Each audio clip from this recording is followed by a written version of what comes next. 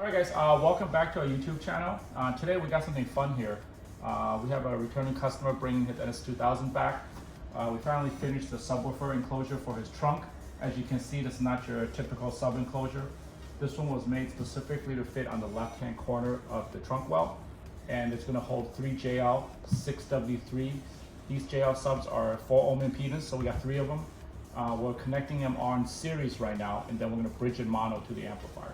So when I say series, we're doing plus to minus. So this connection is minus going to the plus, this plus is going to the minus, and then finally we got 2 more connections. So let's put these last 2 crimps on, and then I'll show you how this whole thing wires up. The good thing about having a subwoofer like this in your S2000 is, besides the obvious sound output, 3 6s equal to roughly the output of a single 12-inch woofer. So you're basically getting the output of a 12 without sacrificing the trunk space of having a 12-inch sub in your S2000. And as all S2000 owners know, there's very little trunk space in these cars. So if you can build something trick like this, it'll give you a lot of bass and without a lot of space. So you can see it's hollow in here. We got 3 woofers. We're gonna wire. This black wiring that's coming out is gonna feed the amplifier. Inside here, we got the 3 woofers. So as I saw before, you got plus and minus. So each woofer is connected in series, so plus to minus, so we're joining it all together, kind of like a battery pack. So this is a plus and minus. So this lead right here, coming out from the plus, is going to the minus lead of the next woofer. These are connected. We'll grab the last woofer here. We're gonna look for the minus lead, and we'll connect it here. That'll be the minus. Okay, so that'll leave you at the end, when you're all done, you're gonna have 2 leads left, 1 plus, and if you did it right, 1 minus. So we're gonna connect the plus to the power lead of this thing. So this is going out to the amplifier. All right, and then we're gonna, let me see if I can do this 2 hands. We're gonna pull this apart a little bit and bring this wire in to give a little more slack. So this lead, which is a negative, is gonna feed the other woofer at the bottom. So let me get a little more slack in here. Okay, so this will go in here. And we're gonna drop this wire down. So just temporarily let this one sit. Pull this one out, and lo and behold, there's a minus here. So we did it correctly. So we're gonna pull out the other lead, which is a minus, and we're gonna connect it to this woofer right here. So basically, I daisy chain all the woofers. So each of these woofers are 4 ohms. So in series, we're gonna get 4 ohms, 4 ohms, and 4 ohms. So you're gonna get 12.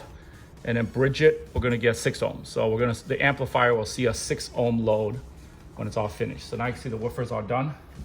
That's how it looks. We're gonna put screws in it, and then we'll come back and take a look at it in the car.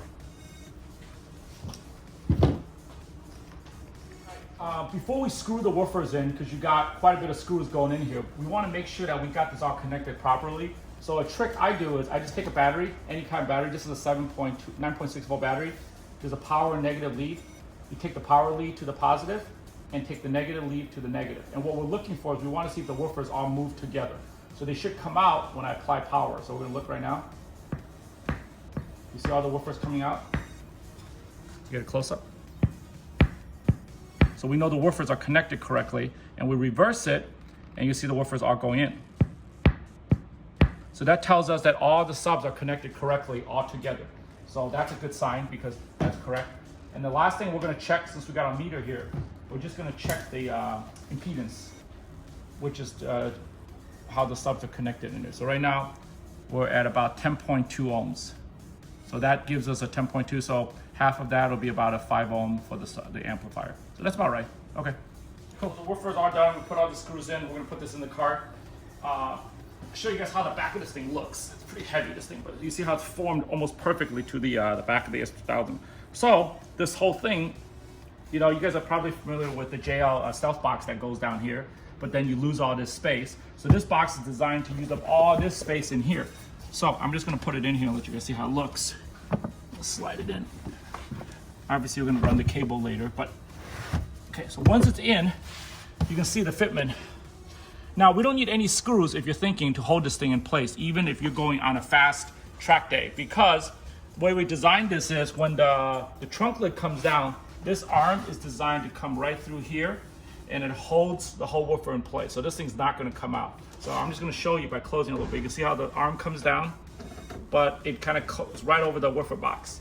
So you don't need to bolt this in. So let's say you want to go somewhere and you got to have your trunk space back. It only takes 2 minutes to unplug this from the amplifier and to slide this box right back out. So this way you have all this space here, which I don't know if you guys noticed, but if you were to have a flat tire, you can take this piece out of the car and put your flat tire here. If you got a big subwoofer in here, your flat tire is not going to fit. Then your passenger is going to be holding your flat tire. So don't use this space for a sub. This is a perfect space for it, 3 6s. It's going to hit like a single 12. So let's hook it up and then we show you how it works.